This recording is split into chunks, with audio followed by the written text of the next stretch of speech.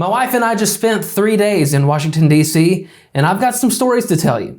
Plus, former President Donald Trump was finally actually convicted of something, 34 counts of something that I'll explain today, and we'll make some predictions about what's coming next.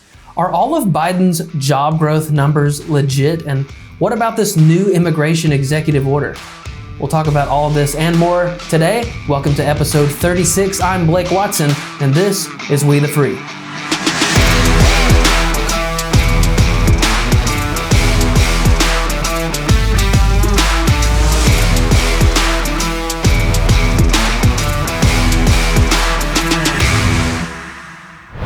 One of the best ways you can help our show today is by sharing the content or by picking up some We the Free merch at wethefreeshow.com. You can be the salt and light you were meant to be by wearing the Salt and Light shirt or by sipping your coffee from the Salt and Light mug, or you can sport the God Bless America shirt and of course the classic We the Free crest tee.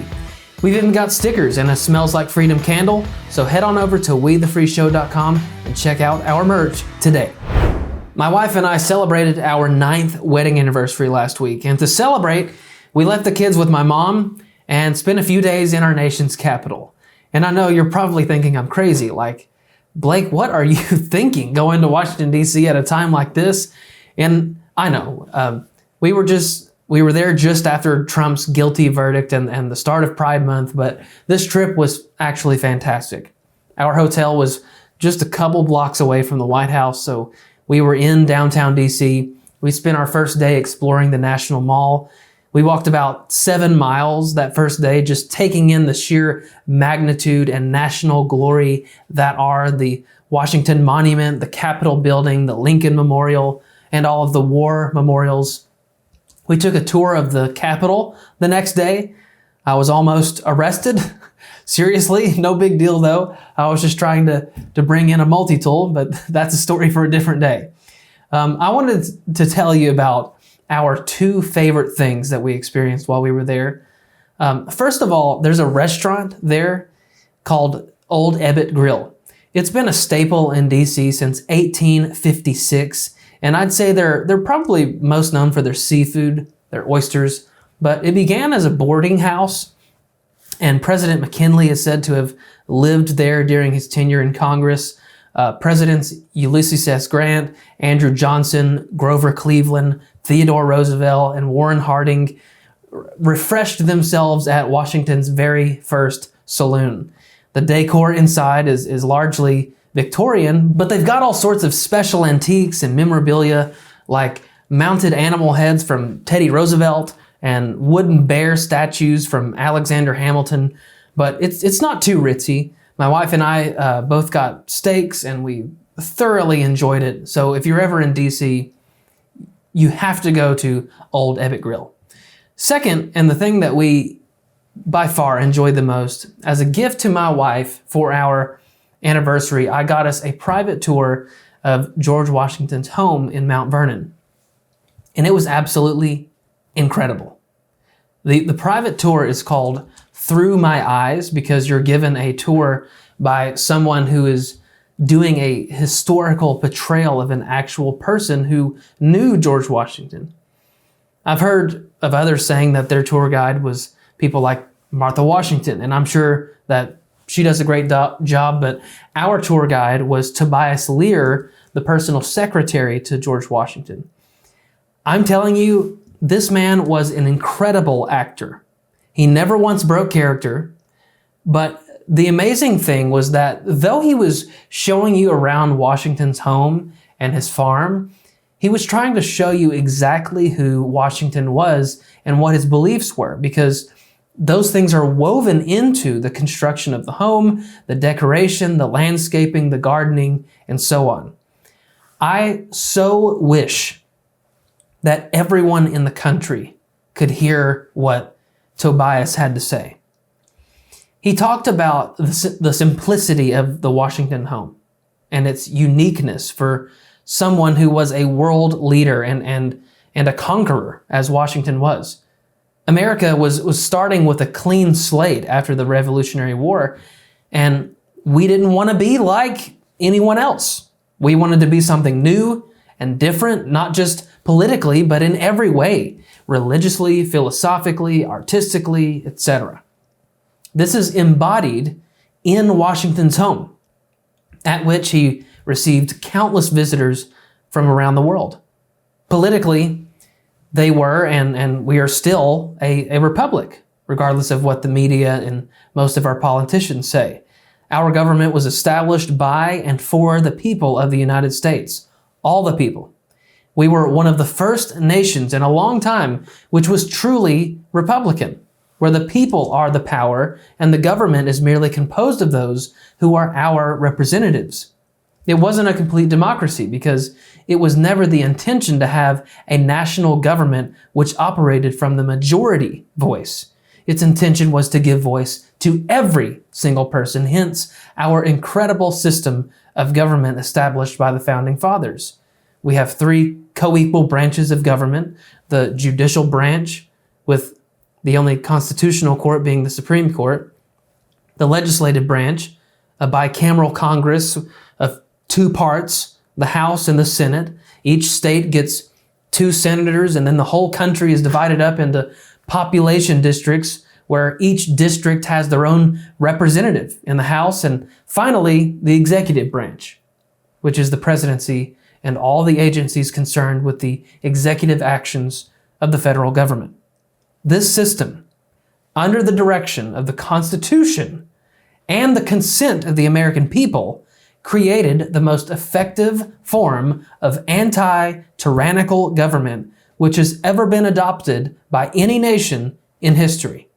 It was not an aristocracy, it was not a monarchy, it was not an oligarchy, it wasn't even a straight democracy. It was a form of Republican governing with all sorts of safeguards and safety measures built in to preserve America's fundamental principle of liberty for all Americans.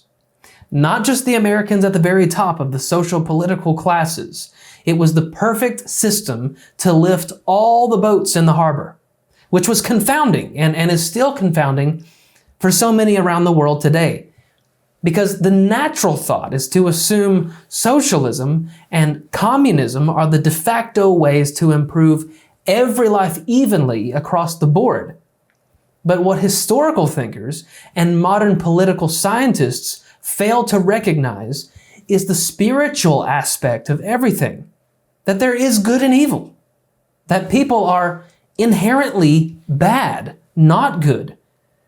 Some of the Enlightenment thinkers recognize this, minus the Judeo-Christianity, that man is naturally messy and violent and destructive and carnal and so on.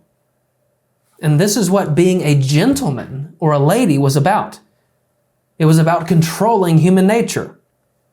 And on our tour, Tobias talked about this very idea as he brought us to the flower garden.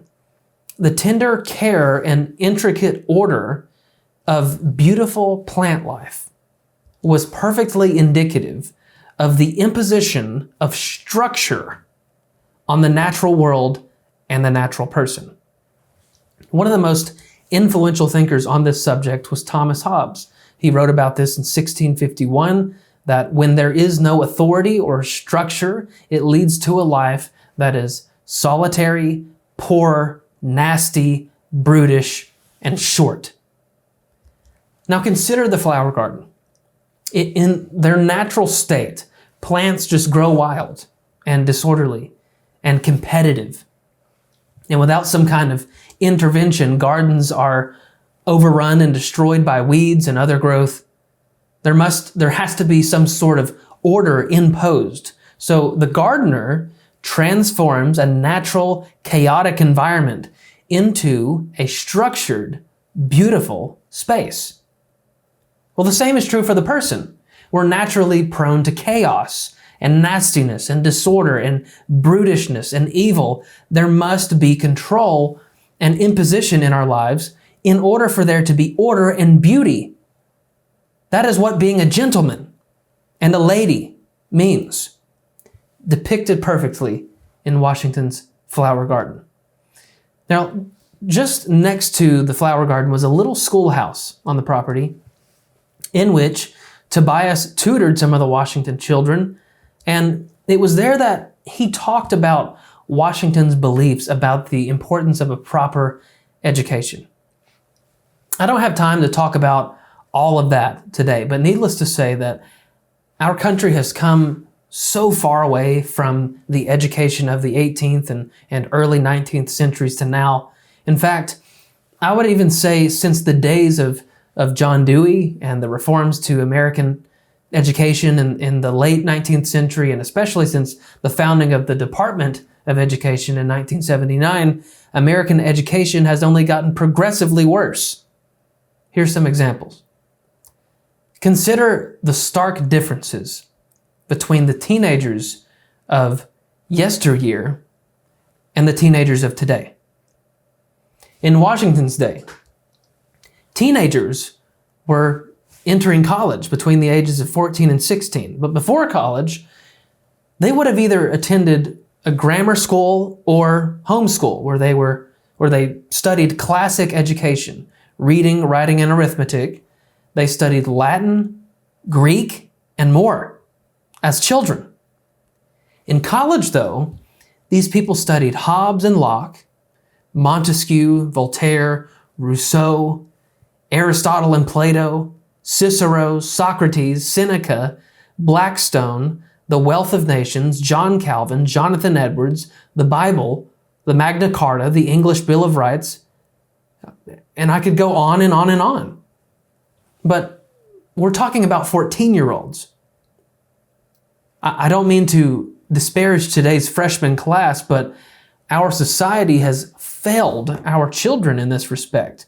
An American 14-year-old can probably tell you all about his or her gender identity and how to work an iPhone, but they probably can't solve an equation or tell you much of anything about America's founding or tell you a single thing about the classic philosophy of Aristotle. And there are plenty of reasons for this intellectual descent, but we can talk about that another day. Tobias ended our tour at the slave quarters and talked about how Washington treated his slaves, how he provided for their eventual freedom and their financial future. And I have to say, I wish Americans could have heard this message 4 years ago. It was actually men like Washington who laid the foundation for the ultimate end to slavery and segregation with the institution and inclusion of the Judeo-Christian idea of liberty. Life, liberty, and the pursuit of happiness was something endowed on every single person by Almighty God, not just the aristocrats and elites who own and operate everything. Modern educators want you to think the Founding Fathers were a bunch of bourgeois racists, when Jefferson wrote that all men are created equal, and he supported the Northwest Ordinance of 1787, which prohibited slavery in the Northwest. John Adams publicly condemned slavery. He never had slaves and personally worked to abolish slavery in his state of Massachusetts. Benjamin Franklin established one of the first abolitionist organizations in America, of which he was the president. He also wrote numerous petitions to Congress advocating for the abolition of slavery. James Madison pushed for a gradual emancipation. And finally, George Washington. Though he had slaves, Washington condemned it in his personal writings. He freed all of his slaves, and the Washingtons sold off most of their 8,000 acres of land to serve as something like a pension for those who stayed in service to the Washingtons. And these 100 plus slaves are buried right by the Washingtons on that property next to the Washington's tomb. Anywho, Mount Vernon is absolutely a must-see. They have a great restaurant on the site. The place is absolutely beautiful. This was by no means some big expensive purchase. It's quite affordable, and that's because it's privately owned. They are very, very proud of the fact that they receive 0 federal funding, which I believe is very much in the spirit and wishes of the Washingtons. But that was by far our favorite part of the trip, because when you go through all of that, you begin to understand why everything is named after him and what an incredible person he was. When King George was told that Washington had stepped down as the commander-in-chief, he said, "If he does that, he will be the greatest man in the world." And in fact, Washington was, and still is, one of the greatest heroes of all history. So we had a great few days in the federal district, which bears his name. Surprisingly, though, there was nothing crazy going on. We didn't see any protesters. We were there June 1st and 2nd. There were no pride parades. There were no free Palestine protests or marches. There was nothing. It was just tourists and government workers. The only pride-related thing that we saw was a progressive pride flag flying above the Treasury building, by which Hamilton would have been repulsed, but we had a pleasant experience. Next year, though, is our 10-year anniversary, so please leave your comments for where we should go next time. Now, speaking of presidents and Pride Month, liberty and tyranny, let's get to the news feed.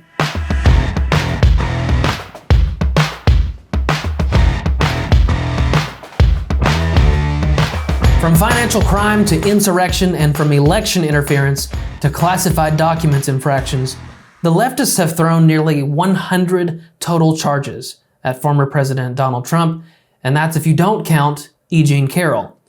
All of these cases, curiously, and I'm sure totally coincidentally, cropped up simultaneously surrounding Trump's announcement of another run at the White House, which tells us that there's no way that any of this is politically motivated. We know that the party who refuses to enforce law and order really cares for some reason about throwing the book at a man who could sneeze wrong and earn himself another lawsuit. Well, neither of the impeachments did anything. The Colorado ballot challenge essentially cleared Trump of all the insurrection claims. Trump's teams are appealing both of the E. Jean Carroll cases because she's a crazy lady with zero evidence. The Georgia election fraud case has been all but completely destroyed by Fani Willis's romantic relationship with lead prosecutor Nathan Wade. The New York civil fraud case was appealed, and the charges are chump change to Donald Trump. The federal election fraud case is likely not even to pan out before the election, and since the Supreme Court has already somewhat vindicated Trump on the 14th Amendment claims, this case would likely be dismissed by the same court. The judge in the classified documents case has dismissed the case or put it on hold indefinitely because it's an utter mess. So after all of that, nothing has happened. And this is just a continuation of the last 8 years, because this is what they did the whole time Trump was in office and since he's been out of office. Remember? It started with Russia collusion. There was a multi-year investigation into all of this, which amounted to absolutely nothing. And since then, it has been case after case after case, accusation after accusation, with the media breathlessly reporting, this is it. The walls are closing in on Donald Trump. Could this be the end of the Donald Trump presidency? And nothing ever happened. Until now. After 8 years of relentless attacks and bogus legal charges, Donald Trump has finally been found guilty. Of what? Falsifying business records to conceal damaging information. This is otherwise known as the hush money payments case. I've already explained the details of the case, but I'll summarize for us again. Payments were made days before President Trump's election in 2016 through Trump's attorney at the time, Michael Cohen, to an adult film actress, Stephanie Clifford. Her pretend name is Stormy Daniels. Michael Cohen allegedly gave her $130,000 in exchange for her silence about an alleged affair. And Trump, of course, denies there was any such relationship. The prosecutors are saying that Michael Cohen was reimbursed by the Trump organization under the guise of legal services. And these payments were spread out over 12 months.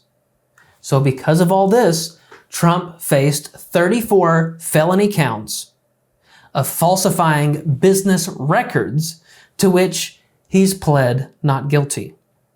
In other words, you have a pornographic actress who's claimed that she's had an adulterous affair with the president over a decade ago, mind you, and Trump's team sought to silence the story to protect his public image and surely his campaign for the presidency.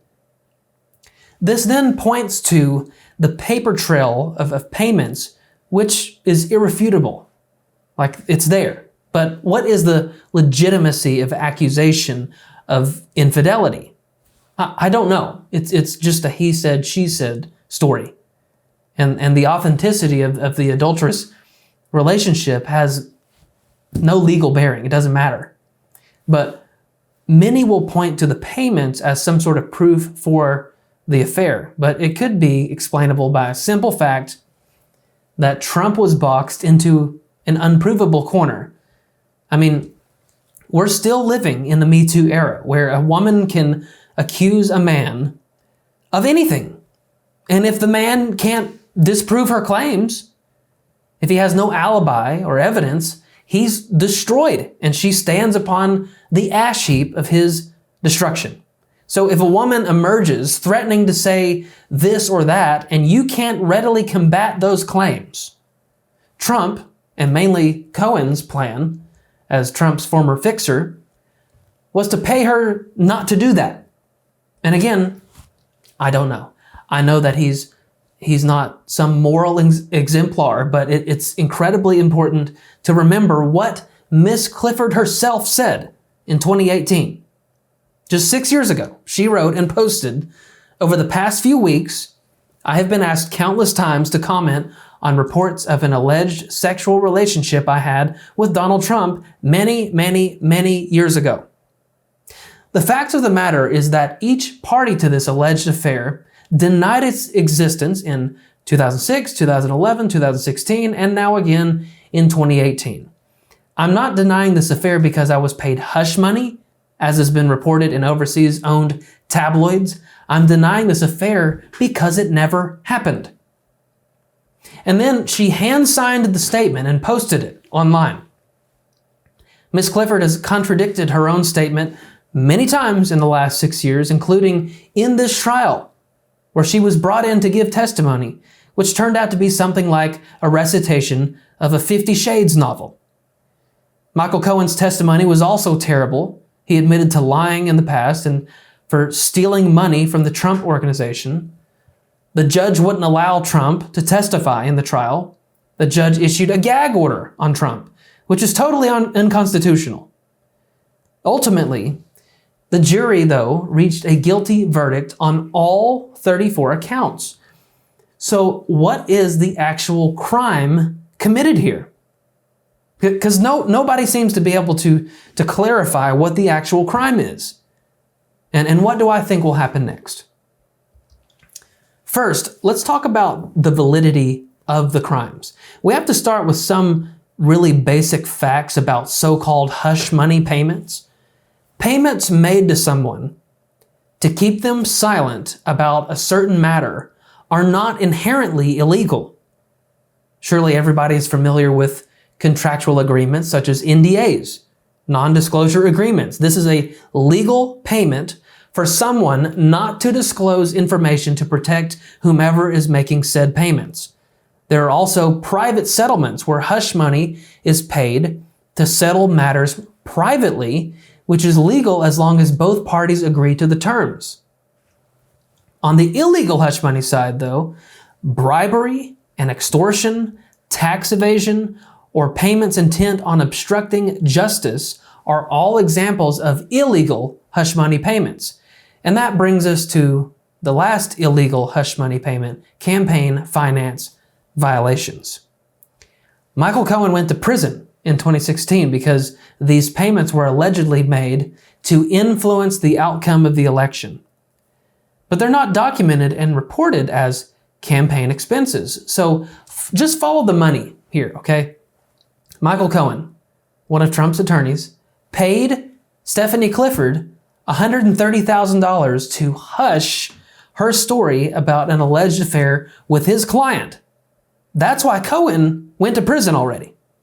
So where does Trump come in? Well, he reimbursed Michael Cohen with these payments recorded as legal services because these 11 or so payments were made to his lawyer. You can see the legal fog already, but again, what is the actual crime committed here? In 1971, a federal law was passed known as the Federal Election Campaign Act, FECA. Its intent on regulating the financing of political campaigns. The legislation set contribution limits, expenditure limits, and disclosure agreements. That last detail requires candidates, parties, and PACs to report contributions and expenditures, but this only has to do with campaign finances. What about personal finances? If I run for president, do I have to report to the FEC that I signed up for a gym membership with my own personal money because I want to be physically fit for the campaign trail? No, I don't have to do that because it's my money. So there's two incredibly important things here. Trump was using his own money here. He could easily fork out $130,000 to reimburse his lawyer, who I'm guessing used his own money to pay Ms. Clifford. And secondly, this is a federal law. Did you notice that? This is a federal law. That means that this New York case is way outside its legal jurisdiction. In fact, it doesn't even violate New York state law, Section 175.10 on falsifying business records in the first degree, because Trump wrote personal checks, not business checks. You can look them up yourself. That brings us to the second problem with this case, which is the statute of limitations. This is a law which sets a maximum time period within which legal proceedings can be initiated after an alleged offense. These time periods can vary by a couple years depending on jurisdiction and what the issue is, but once the limitations expire, the legal claim is no longer valid and a lawsuit or prosecution cannot be brought forward. This doesn't apply to every issue, like murder, for example, but I can't come forward 4 years from now claiming that my neighbor assaulted me because that would be beyond the legal period to bring the case against my neighbor. Depending on the jurisdiction, a fraud case, for example, has a limitation period of 3 to 6 years. This case with the alleged hush money payment is from 2016. Well, it's 2024 now, and that means this entire ordeal is beyond the legal time frame of prosecution, being 8 years old. So the whole case is essentially null under this statute. Now, what about bias in the courtroom? I can say as a person who's been in a courtroom enough times that our justice system in America is built to be as unbiased as possible. The virtue and the core value of justice in America is depicted as a woman who is blindfolded. This is where we get the phrase that true justice is blind. So under that concept, courtrooms everywhere are to be filled with juries who have been narrowed to the most unbiased group of peers possible. The attorneys from both sides question the potential jurors, like when you get called in for jury duty. If anyone shows any sort of bias in any way, they'll be dismissed. And this is because they want the jurors to draw their conclusions purely from the evidence presented in the confines of the courtroom. The judge almost always acts as a mediator between all the parties involved, and in the end will ultimately give the sentencing as necessary. The defendant in this case just so happens to be the most popular man in the whole world, Donald Trump. Everyone knows and has some kind of bias involving Donald Trump. You'd be hard-pressed to find someone who didn't have an opinion about such a polarizing person. So the jury selection had to be almost impossible. However, jurors then take an oath to perform their duties faithfully and impartially. The judge will provide standard instructions to the jury, emphasizing the importance of impartiality, the need to base their verdict on the evidence and the law, and avoiding outside influences. And this includes things like the burden of proof and the evaluation of evidence. The burden of proof is the understanding that the prosecution, in this case, Manhattan District Attorney Alvin Bragg, must prove their case beyond a reasonable doubt. The judge is also to give the jury guidance on how to objectively evaluate the credibility and the relevance of evidence presented during the trial.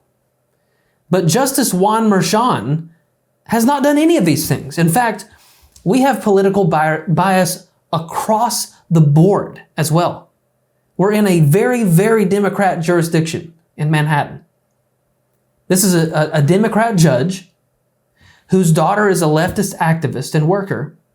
The prosecutor is a Democrat and vowed to get Trump by any means necessary.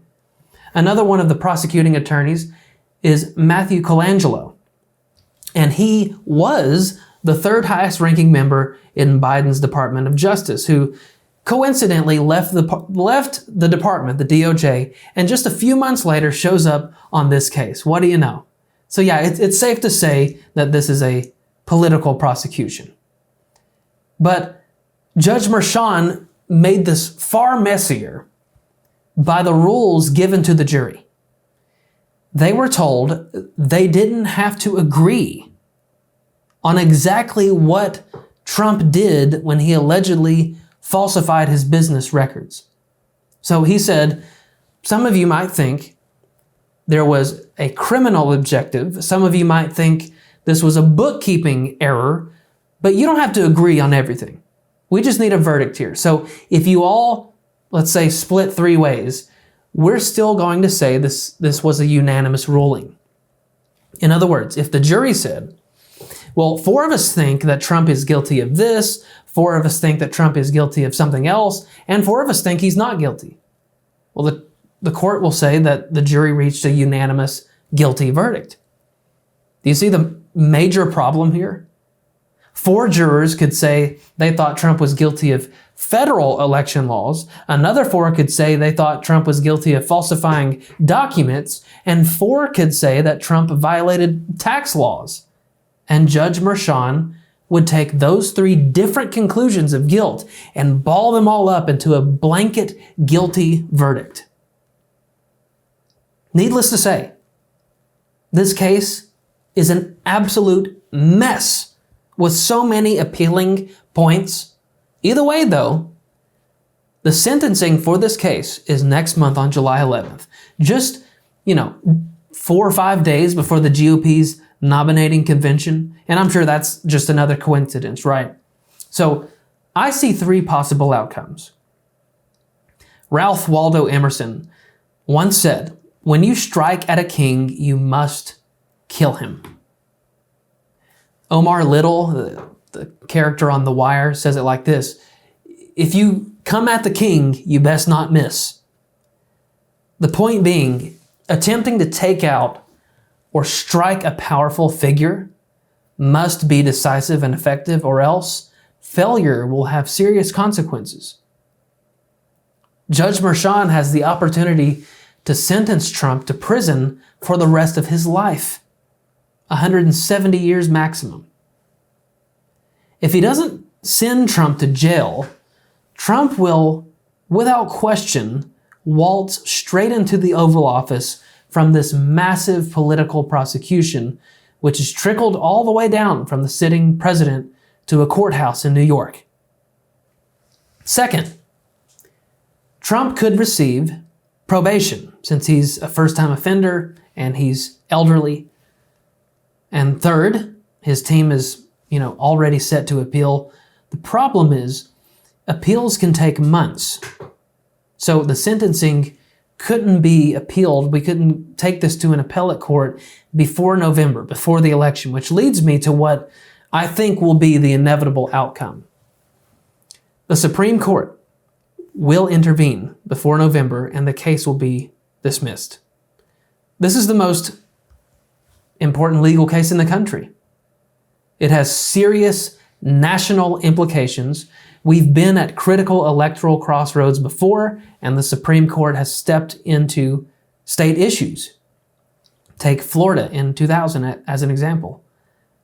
I think that's what will ultimately happen. I also think, though, that the Trump team is leaning into the prosecution because of how well it's helping Trump. His numbers only continue to climb. His fundraising is blasting through the roof. And most of it is from small donations from everyday Americans like us. The day of his conviction, his website crashed because there was so much traffic, so many people on the website trying to donate. Trump getting a prison sentence with an ultimate deliverance by the highest court in the land would be practically mythological for a sizable demographic in America. Surely you've wondered, as I have, how the leftists could be so insanely ignorant about these political moves. But then I remember how deranged they've been for 8 years. The Democrats and the leftists in the media did one thing for 4 years when Trump was in office, and that was smear Trump every single day. All they did was obstruct him. All they did was attempt to kneecap him and take him out in whatever manner necessary. They lied relentlessly about election collusion and racism and incompetence and on and on and on and over and over and over every single day for 4 years. Trump's entire term. Name one single thing, legislatively or politically, that they actually accomplished. I'll wait. But you won't be able to list a single thing because it's all the Dems did for 4 years. And not only between 2016 and 2020, but even since, they've only done 2 things: unanimously support Biden and also attack Trump. Get Trump. And why? Why has that been their singular focus for 8 years? I'll tell you why. And it's actually really, really simple. Are you ready? After the consecutive presidencies of Clinton, Bush, and especially Obama, America was the closest it had ever been to a fundamental socio-political transformation than ever. And the world was the closest it had ever been to the decimation of American dominance, hence the nearest to globalism it had ever been. Now, this is too deep of a subject for one segment, but long story short, Trump stepped in the way, and we put him there. Instead of leftism and radical progressivism, Trump stood for republicanism and conservatism. Instead of socialism, Trump stood for capitalism. Instead of Marxist social programs, Trump cut regulation and unleashed the breadwinners of the American economy. And most importantly, instead of globalism, Trump stood for American dominance. In other words, Trump came in as an outsider and was more Republican and more conservative than any president since Ronald Reagan. So he stood in the way of the leftist globalist revolution, and he still does. That's why they've done everything they can to smear him every day, incriminate him, charge him, impeach him, undermine him, and so on, because he is their enemy. And Trump says this often, that they're coming after us and he's just in the way. It's a brilliant political tactic on his part, but it's true that he's fighting for regular, everyday Americans like us. So it's the real red-blooded Americans who stand in the way of globalism and leftist revolution. That's why they're after us. Trump is the one who's volunteering to step in between and defend the United States of America. And we're talking about the people who largely reject the whole idea of morality, right and wrong and objective truth. That's how they make Trump as evil as Hitler. They literally hate his guts to the point where they're mentally deranged and delusional about everything he says and does. Thankfully, though, these leftist lunatics represent a minority. Conservatives constitute a much larger group, and this case has appealed to moderates and to those who are largely apolitical in ways we've never seen before. So Trump is absolutely correct when he says the real verdict will be on November 5th this year. Now, let's talk about some of the things surrounding the Trump verdict. First, a day or two before the verdict was announced, Emerson College polled about 1,000 New Yorkers with a general election ballot test, so like a mock election. So just keep in mind, Hillary Clinton beat Trump by 22 points in New York back in 2016. And then Biden won New York in 2020 by 23 points. Now, Biden only leads Trump, or led Trump, by 7 points. 7. In the very blue state of New York. And keep in mind that this poll was released before the verdict last week, just the day before. But we can also see from the polling results that Trump performed better with third-party candidates on the ballot, like RFK Jr., getting 44% to Biden's 38%. Did you hear what I just said? The executive director of Emerson College Polling, Spencer Kimball, explained that independents in New York are largely supporting Donald Trump.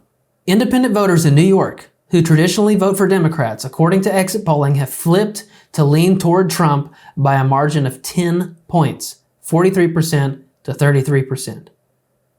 This is staggering news, ladies and gentlemen. This shows us that moderates and independents will very likely decide the election this November. And Trump's team has recognized this all along. That's why they've taken conservative stances on some issues and moderate stances on other issues to appeal more to independent voters. Biden, on the other hand, has only appealed to his radical base for 4 years. Only recently has he started to backpedal on certain issues like Israel and the southern border. So this poll reflects Trump's success in gobbling up the moderates and independents, which may very well be the secret sauce to this year's electoral victory. So the poll was published the day before the verdict, and then after the verdict was announced, here was former President Trump's reaction. This was a disgrace. This was a rigged trial by a conflicted judge who was corrupt. It's a rigged trial, a disgrace. They wouldn't give us a venue change. We were at 5% or 6% in this district, in this area. This was a rigged, disgraceful trial. The real verdict is going to be November 5th by the people. And they know what happened here, and everybody knows what happened here. You have a Soros-backed DA and the whole thing. We didn't do a thing wrong. I'm a very innocent man, and it's okay. I'm fighting for our country. I'm fighting for our Constitution. Our whole country is being rigged right now. This was done by the Biden administration in order to wound or hurt an opponent, a political opponent. And I think it's just a disgrace. And we'll keep fighting. We'll fight till the end and we'll win, because our country's gone to hell. We don't have the same country anymore. We have a divided mess. We're a nation in decline, serious decline. Millions and millions of people pouring into our country right now. from prisons and from mental institutions, terrorists, and they're taking over our country. We have a country that's in big trouble. But this was a rigged decision right from day one with a conflicted judge who should have never been allowed to try this case, never. And we will fight for our Constitution. This is long from over. Thank you very much. Donald Trump is correct about several things. The trial, as I've just explained it, appears to be quite rigged against him. I'm not going to re-explain everything, but you know now. The judge was conflicted and biased. The jurisdiction in Manhattan is overwhelmingly opposed to Trump. So how can you get a fair trial, an unbiased jury or judge? But notice how at the end, Trump said, "We will fight for our Constitution." What does he mean by that? I think it means a lot of things. The Constitution created our anti-tyrannical Republican government. The leftists want to subvert that. The Constitution established a vast system of law and order. The Democrats want to destroy that. And this sham trial is just another example of it.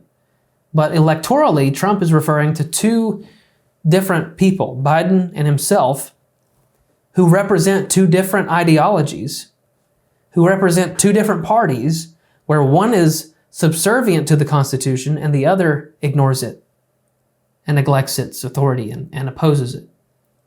Trump's conclusion to that statement tells you who's on which side. Now, the next day, there was a huge UFC event, huge fight night in New Jersey. Again, New Jersey is a very, very blue state.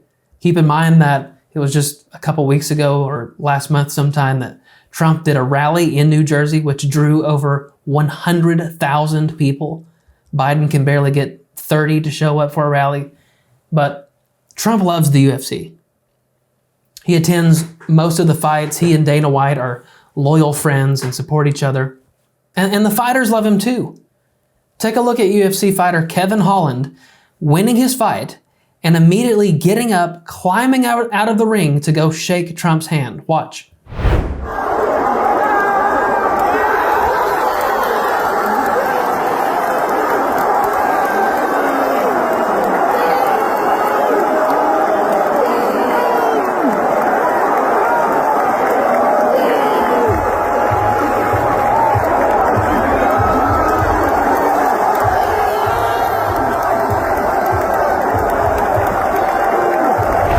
Since Trump stepped into politics, he's had an incredible ability to relate to and connect with average, everyday Americans.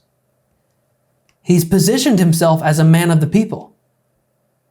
I mean, we're talking about a billionaire who's already served as president once, and yet people and voters feel like he's absolutely human, that he's one of us. And the political miscalculation the leftists have made with all of these trials and persecutions is that they've only made that connection so much stronger. They've only further solidified his base, and they've mistakenly awoken droves of either politically inactive people or independents or moderates to support the man who represents the people. Now, lastly, I'll just give some Christian thought on this. I don't know if Donald Trump committed the sins of which he's been accused. There has been zero evidence, and he denies every bit of it. But let's say he did sleep with Stormy Daniels and Karen McDougal, and let's say that we consider some of the actual things that we've actually heard him say, which were dredged up from the past. All of these things refer to things in Trump's past. So I can only hope that he's repented of these things, but I simply don't know. And though he references Christianity and the Holy Scriptures, I don't know him well enough to know if he's a child of God and a true follower of Christ. But here's what I know for sure. Every single assault that has been levied against him has been a sham. And that's actually very similar to what happened to Christ at the end of his life. The religious leaders in Christ's day attacked him repeatedly to soil his reputation, to ruin his public image, and to ultimately destroy him. His death was even preceded by a sham trial. And though I've criticized Trump for numerous things and I disagree with him on a number of things, he is the person and the candidate who is most aligned with true Christian values politically. And Joe Biden doesn't even come close. So to all of the Christians listening, this November is not a difficult decision. It's not a compromise. I hope and I pray that you make the right choice with most of us to conserve what divine institutions are left and combat the evil plaguing our society today. One of the main things the Biden administration likes to boast about is the number of jobs created. And it seems like it's almost once a month they post a picture of this chart which shows the last handful of presidents, maybe back to Reagan, and each of their job growth numbers, with Biden's bar being way above every other president, and Trump's bar the only one in the negative. This is called propaganda, kids. But a simple fact of the matter is that you can't really brag about jobs created when the statistics come from someone simply being hired for a job. That's not necessarily a job created. It could be a lateral move, not to mention people who lost their jobs due to poor economic policies or getting a job elsewhere. There's no actual growth there. But there's a new report out this week that shows that more than half of all these quote unquote new jobs since 2019 are in 2 states. Can you guess what 2 states can account for over half the new jobs in the last 5 years? You probably guessed it. Texas and Florida.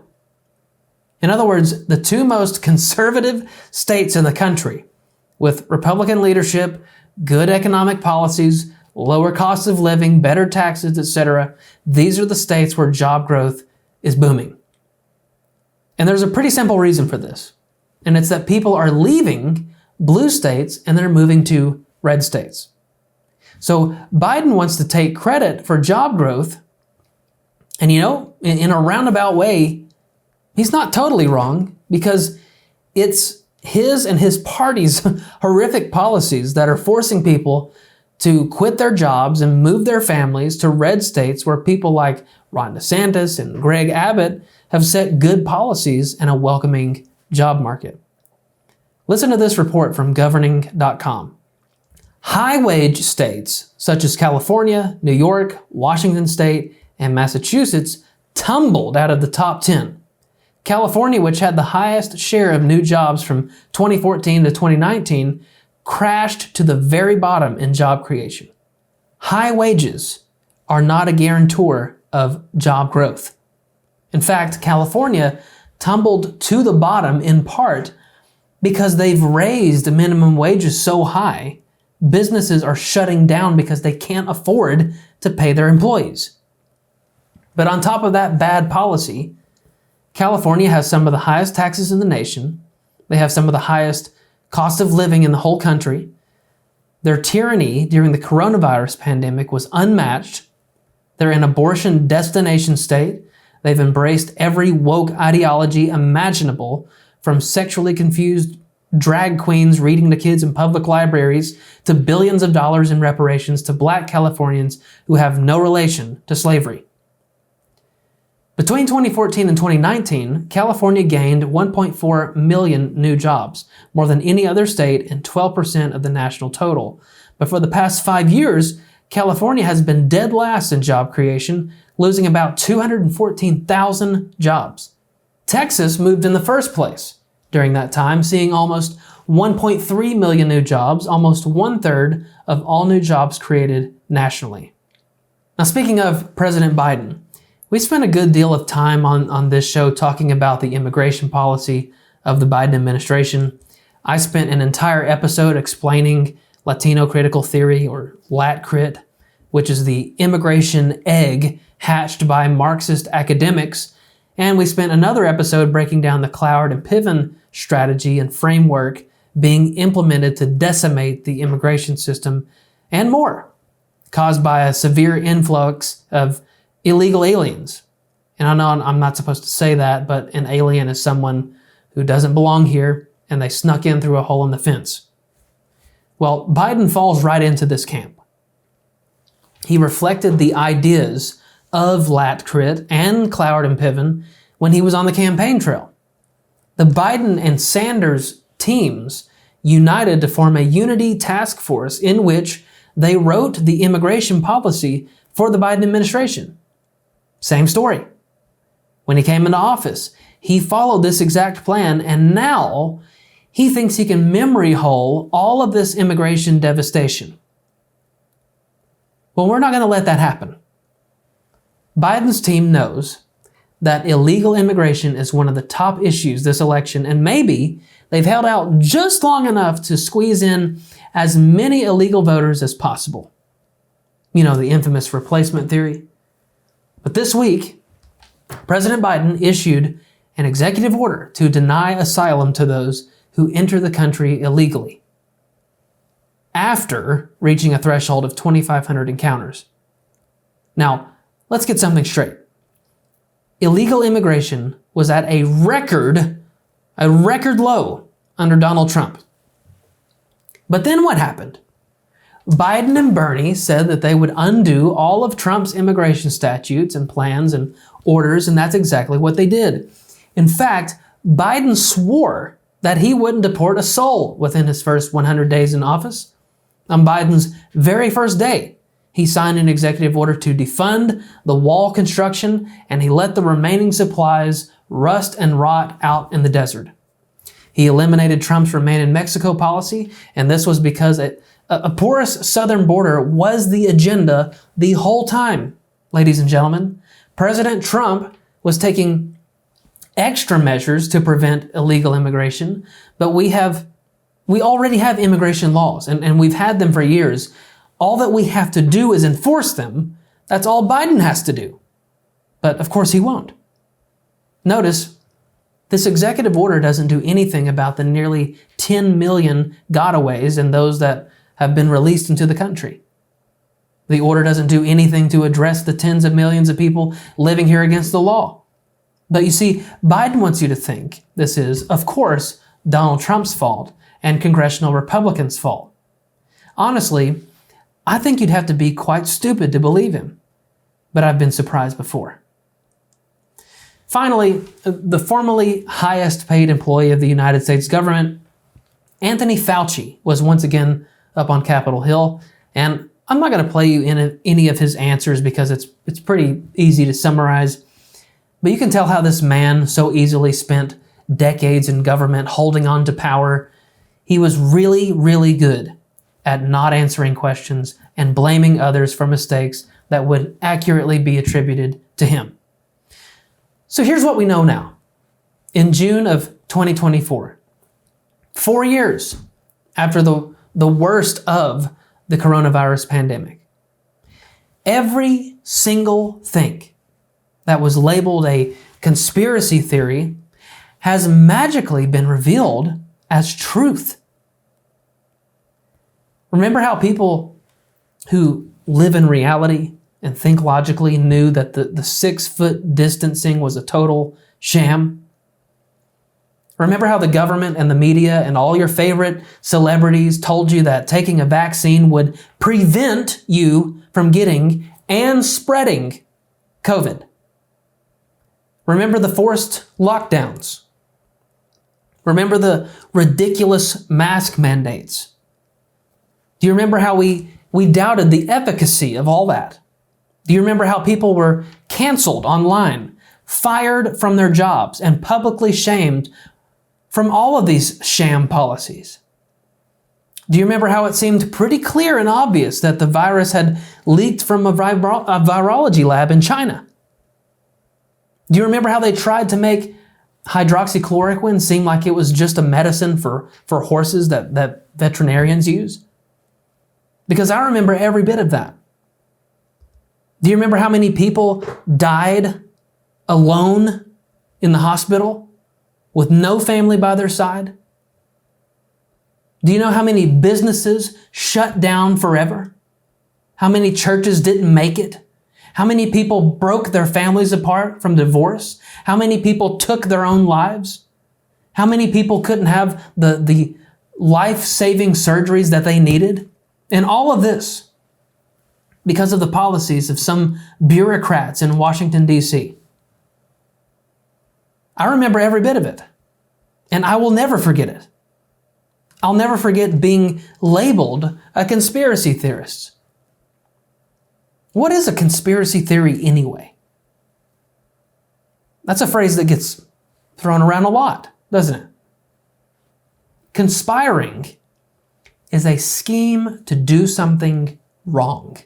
Therefore, a conspiracy theory is someone guessing as to what the plot is behind some action or event. And there's a zillion conspiracies out there, mainly concerning our government. In this case, though, it seems like everything we supposed was a plot against the people actually turned out to be a plot against the people. It was our theory, and now we've been totally vindicated. The question is, 4 years later, why were they conspiring against us? Why impose all of these rules and emergency regulations if you know that they don't really mean anything or do anything or work or defy common sense and logic? Well, here's my theory, and you can chew on this over the next week. The overreaction and the inflation of a virus into a public health emergency was the perfect conspiracy to steal an election. People can't be around each other. So let's promote the most corrupt form of voting on the planet, voting by mail. People can't breathe on each other, so everybody's got to be forced to wear a mask, and then we can't properly identify anyone before they cast a ballot. Since we have so many paper ballots to tabulate, we're going to have to extend the vote count for a few days. We're going to have to lower the signature verification standards on all of these mail-in ballots.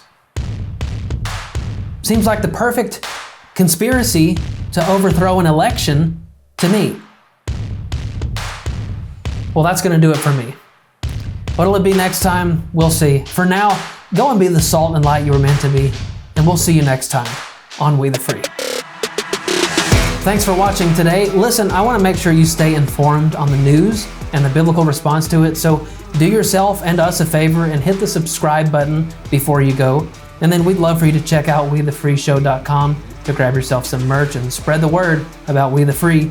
And we're also going to put a video on the screen right now that we think that you'll love. Now, go and be that salt and light, and we'll see you next time.